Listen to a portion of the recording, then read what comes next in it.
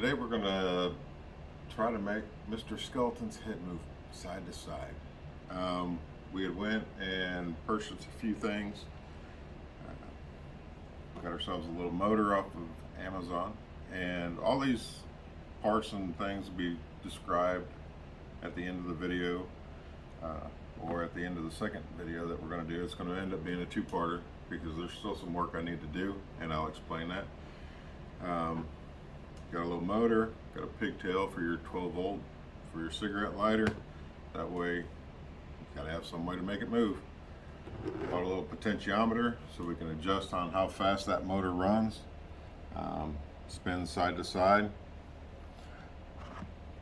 Using a Craig screw box. Need it so we can mount the switch and put the potentiometer in there. It gives it something to all sit inside, kind of protects it. Gives you a place to you'll use to switch it on and off.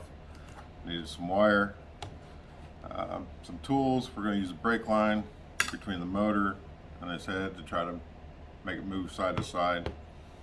There's a little bit more work I need to do to this guy before we get his head spinning. You'll end up taking out the screws, and we'll end up taking his head off. His head already spins side to side freely on this. So that's the easy part. We need to cut out a cavity in here for this motor to sit.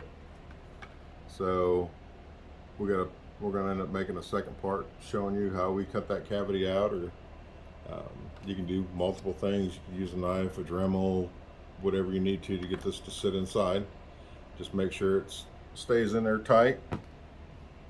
And I don't know if we're gonna hot glue it, or the first one that I did, the screws holding the spine back together actually held the motor tight enough where I didn't have to put anything extra in there.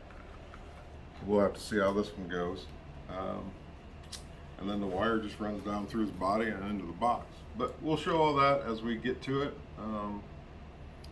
Like I said, we'll get the product descriptions and what we had ordered off of Amazon and what else we had bought as far as the size, brake line, and that way you can get all your pieces and parts together to try to do this if you're interested. So I think we're gonna jump off here for now. We're gonna do some cutting on his spine, see if we can get this motor in there, and we'll be back.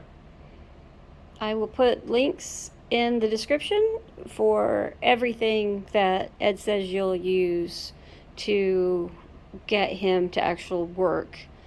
He's already done this once, so this is our second time. So I'll make sure to link everything down below.